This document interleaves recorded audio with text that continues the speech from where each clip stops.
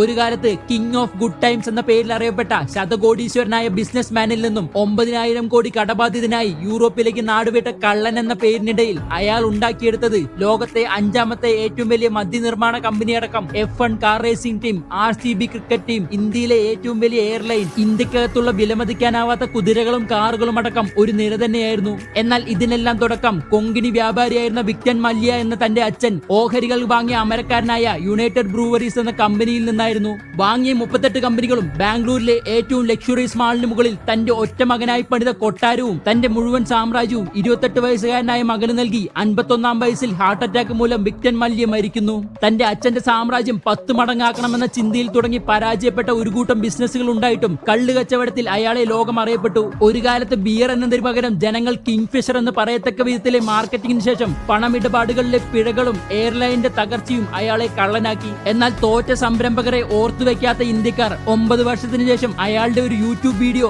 5 ദിവസം കൊണ്ട് 22 മില്യൺ പേർ കാണാനും ഇന്നും അയാളുടെ തിരിച്ചുവരവിനായി വലിയൊരു കൂട്ടം കാത്തു നിൽക്കാനും കാരണം അത് വിജയ് മല്യ എന്ന ഒറ്റ പേരിനാലാണ്.